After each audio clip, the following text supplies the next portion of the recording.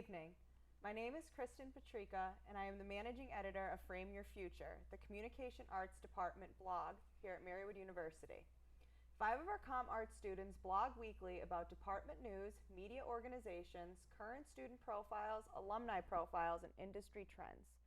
Tonight we are going to discuss our most recent topics, including TV-Marywood's Town Halls, the Woodward's trip to New York City, Comm Arts organizations, fundraisers, and student workshops, current student spotlights, and what Comm Arts alumni are up to. Joining me tonight is junior digital media and broadcasting major Ann Zukowski, Margaret Scott, a junior advertising and public relations major, and lastly, we have senior graphic design major Elizabeth Carlson. How are you ladies doing tonight? Yeah, pretty good. Excited to talk about Comm Arts and what we've been up to.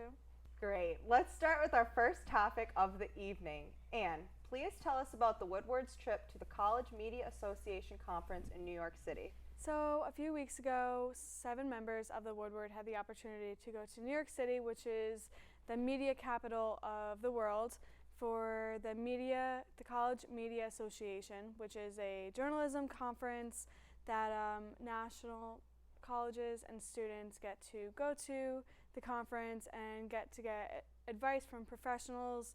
Like we had keynote speakers from ABC News and just professionals who are in the industry and get to hear what they have to say about what we're doing right, what we could be doing better, and just take away what we could be doing back in our campus or what we are doing in our field. So that was really helpful. I think it's pretty important that we get to go to these conferences to network with other people. That's really important, to network with others who are in the industry and see what they're doing, what we could be doing, and hear what the professionals have to say. I'm totally one for conferences. I think they're such great learning experiences. And this conference was also really amazing for the students who got to go, including myself, because we were able to enter into a lottery, which is the opportunity to go take a tour of the studios that are like behind the scenes in actual places in New York City. So a few of our staff members had the opportunity to go to that. So that's really cool. Yeah. On to Margaret. This week you talked to 2 students in the Communication Arts Department. Can you tell us about the first student you chose for your spotlight? Sure. So my first student that I chose was Dylan Wright, who is a junior digital media major. He is arts and entertainment editor for the Woodward, and he does a weekly podcast called On Screen, where he kind of just like reviews movies and different TV shows and gives his opinion about them. He's also a DJ for 91.7 VMFM, and he participates in TVM every so often. Yeah. He has a great voice. Yeah, for voiceovers. He really does. Like the perfect radio voice, for sure. Totally agree with that. Yeah, and his podcast on the Woodward is amazing because It's so not good. only is the content amazing, but also his voice and his energy. Yeah, he really keeps it lively. He does. Mm-hmm. In addition to current students, we also have some Comm Arts alumni that have been accomplishing cool things. One being Autumn Granza. Granza graduated in 2015 with a BA in Communication Arts with a broadcast journalism concentration and a minor in English. Autumn also took several photography classes during her college career. She has been employed at the Times-Tribune in Scranton since August 2015, where she has a variety of responsibilities. These include Lackawanna County court notes, obituaries, photo options for the photos published on page A2 of their paper, clipboard items, and births. Additionally, she is a beat reporter for events hosted by the United Way of Lackawanna and Wayne counties.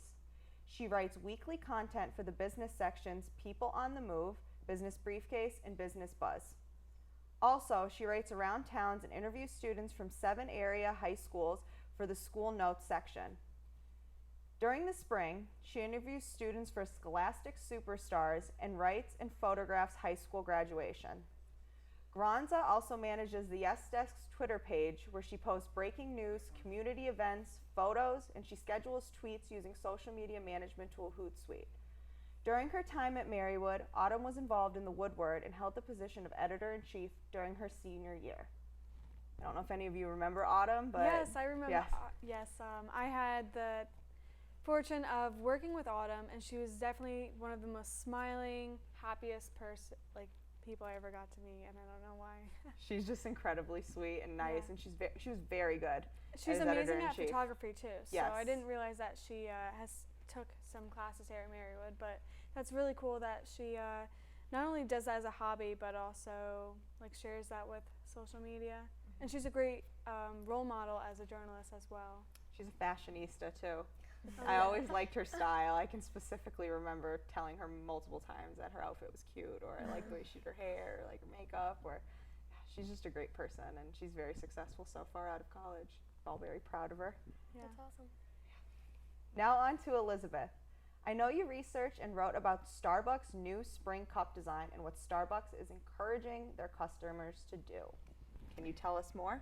Yeah, of course. So over spring break, I noticed that Starbucks had put out new spring cups, and this kind of like a go off of what they do during winter when they do like their red cups for the holiday season. And so instead of doing red, this time they did pastel blue, green, and yellow for the different sizes. And instead of having designs on them, they're actually encouraging customers to draw on them. On the side of the cup it says "Color Me Spring." So what did I do? Of course, I grabbed a marker and I started drawing on one after I got a coffee. So it's a good interaction for customers, and I think it's a smart strategy for the company to do, and it puts them above their competitors as something different. I think it's a great turn, specifically like with what happened with the Christmas cup and when they took the design away and all that controversy. So this is a way for them to kind of avoid that, but in the same way be like, yeah, we're bringing something new to the table. Exactly. I like Yeah, it. it's a really good marketing tactic. Yeah. That way they have consumers put a hand in designing their cups. Yeah. So Did they ever speak about if they're gonna do some kind of competition, or think maybe like that's for them to announce later on? Well, they already did a competition this year. In 2016, they had 13 designers draw on the red cup or draw a design, and then they transferred it to like a white design, which was then put on the cups. And they did that through Instagram. That Cool. was Cool. the competition. Social media is the I've way. also noticed that Starbucks is doing a lot more commercials for TV lately.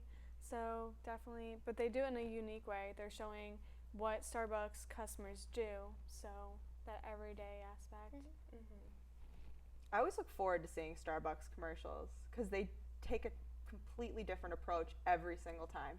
And the Yeah. thing is that they didn't do that back in 2016, Yeah. so it's kind of exciting that they're in the commercial game now. I agree. Very interesting. yeah. During this semester, there has been a handful of fundraisers being held for communication arts organizations under the Marywood Media Group. On Friday, March 24th, our campus radio station, VMFM 91.7 Your Alternative, held a fundraiser at AC Moore Arts and Crafts Store in Dixon City. Customers presenting a VMFM flyer at checkout had 10% of their purchase given to the station. Additionally, the Woodward held a fundraiser and a basket raffle last week at Fridays in Dixon City. The Fridays fundraiser has been an annual success for the Woodward. Currently, our Public Relations Student Society of America and American Advertising Federation chapter is running a Texas Roadhouse gift card fundraiser until April 21st. The chapter will receive 10% of the amount in gift cards sold, so reach out to any PRSSA and AAF members in the next few weeks if you would like to purchase a gift card. It's really great that we had the fundraiser for 91.7 VMFM because now we're able to buy our DJs some promotional items, so that's really helpful because the best way to let everyone know about our station is promotions and spreading the word that we have a station. Also, the TGI Fridays fundraiser went really well for the Woodward. I know that the baskets were a big hit, and we're very thankful for everybody who donated a basket.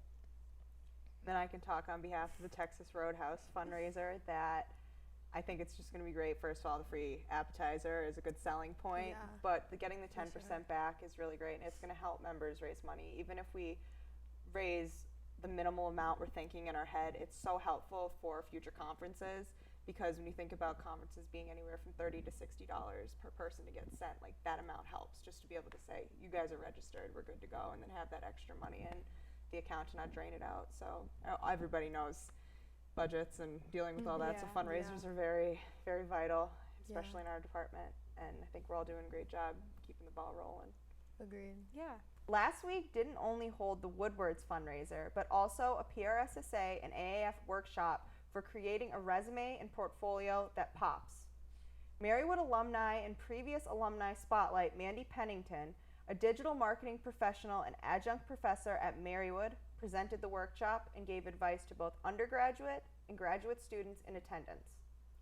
She answered questions that arose as her thorough and insightful presentation went on. And one key takeaway I learned is that 93% of employers will look up applicants on social media. And this is regardless if you have your profile set to private and anything along those lines, they find a way. She said she actually interviewed somebody and their Facebook and Twitter accounts were private, and she talked to people within the office and found mutual friends and found a way to get into their profile, because every single person is checked out before they're even brought up for the interview, which I think is kind of crazy. I have nothing to hide, but you think about people that just set it as private and they're like, yeah, I'm good. You know? So might as well not post it. Yeah. I'm really glad that she was able to review our resumes and give us advice, because we need to know what to and what not to put on our resumes when we get out there in the field and applying for jobs. I agree, and she did a pretty good job with the portfolios as well. Yeah. I got a lot out of it. I wasn't able to make the workshop, but Mandy showed us her PowerPoint that she would present at the workshop in our media class, and it looked pretty interesting. She had a lot of good information on there.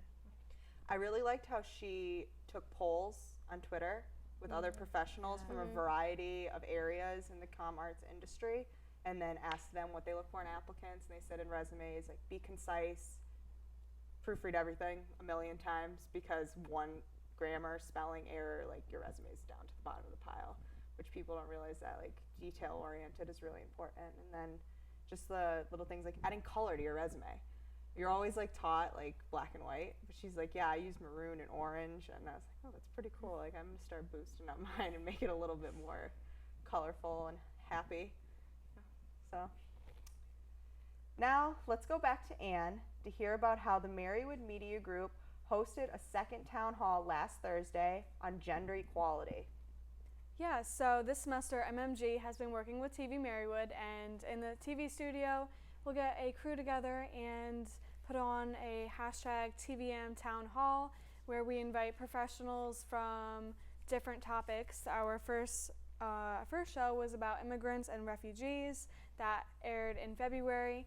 Then our second one, which just aired last week, was about gender equality. So we were able to reach out to some community members and ask them, what do they want to know from these professionals about gender equality, since it is such a big social issue in today's society. I think that, like, this past week, the audience involvement was really great, and the panelists were very good about going back and answering questions, and maybe even making another question come up in a couple cases. And I just think that it was very personable, the whole thing, and a lot of questions were answered. And like I said, it's a touchy topic depending on like your gender or your background or anything, but I think that they all handled it very well, and I'm very excited for the next one. Keep an eye out. I'm really glad that TV-Marywood and MMG are doing the town halls, because not only are we talking about big issues that are happening, but also we are inviting members of the community to participate in a live audience. And also we're having people who are working or studying or in that industry or dealing with those social issues. So for us to talk to them is pretty important. It almost gives you a different perspective, because we have like the ideas in our head, but when you're taking it from somebody who specifically focuses on that topic and that's their area of study, and you listen to their opinions, it doesn't sway you, but it just makes you like open your horizons more. So Margaret, can you tell us about your second student spotlight that you chose, who is working hard while studying abroad in Australia? Yeah, so Mackenzie MacNeil, she actually was a blogger for Frame Your Future last semester. She is an advertising public relations major, and her minors are history, comprehensive social sciences, and political science. She's involved with a lot on campus here at Marywood. She's in PRSSA and AAF. She's event assistant for campus ministry. She's a tutor at the Writing Center. She's a campus ministry representative for SGA. So she definitely takes on a lot of roles here at Marywood, but obviously she's abroad right now, and she said in her student spotlight that she's loving it. A lot of classes here prepared her for the classes she's taking over there currently, and she's just traveling a lot and having a really good time. She's in Australia. Like Yeah. I follow her on Instagram, and I remember when we were getting 20 plus inches of snow, and she's out on the beach having a great time, and I'm like, way to be studying abroad. Good for you. Yeah, she's definitely. So, that's one thing that's really great about Marywood is if you want to study abroad, you can go to Australia. You can pretty much go anywhere you want to go. And also, Mackenzie's really good when it comes to volunteer work, so that's another great thing that really stands out with Mackenzie. Yeah, I know she definitely volunteered over there a lot. She's been helping cleaning up beaches. She did a lot of work with other foreign exchange kids at her school there, so she's definitely doing a lot over there too. Our second alumni that we recently highlighted is Dan Miller. Miller is a Smash Mouth fanatic. He even ended his Frame Your Future interview with the well-known lyrics, "The years start coming and they don't start coming." Dan graduated in 2010 with a BA in Communication Arts concentrating in corporate communications. Right now, he is working at WICZ TV in Binghamton as a social media manager. He mentioned that at some point in the future, he would like to own his own business. Miller says that you may see him driving the crematorium ice cream truck around town serving up the specialty of fried ice cream. During his time at Marywood, Miller was involved in the radio station 91.7 BMFM. At his current job, he is the admin of the WICZ TV website. He often works in Photoshop and is responsible for training new reporters, which he said occurs more than one would think. Miller composes a social media weather forecast, and if it involves digital, he most likely had a hand in the project. In addition to these tasks, he often creates banner ads and places orders on behalf of local businesses advertising online. Every once in a while, he does voiceovers for commercials as well.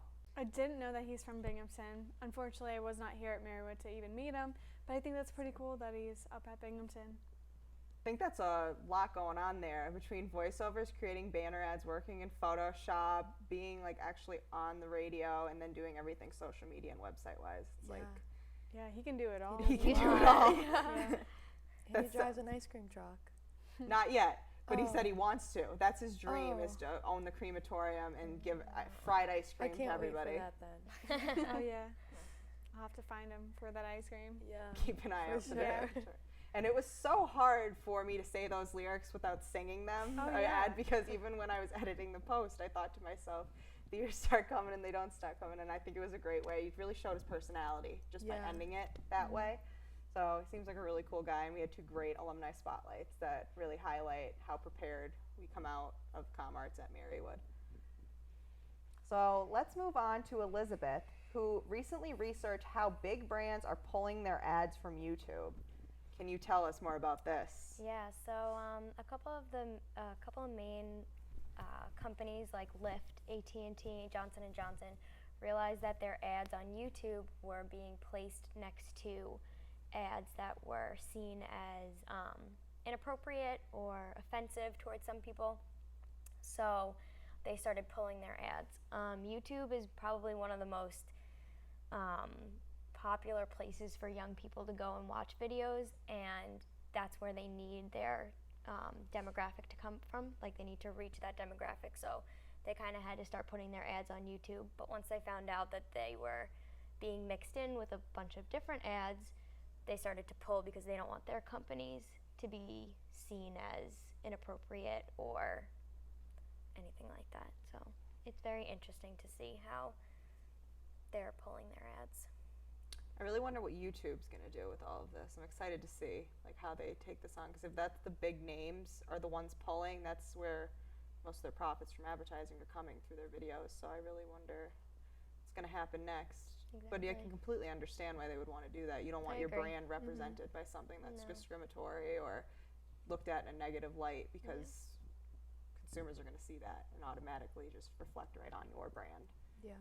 Thank you again for joining us tonight from inside the Learning Commons to discuss the current happenings in Marywood Communication Arts Department.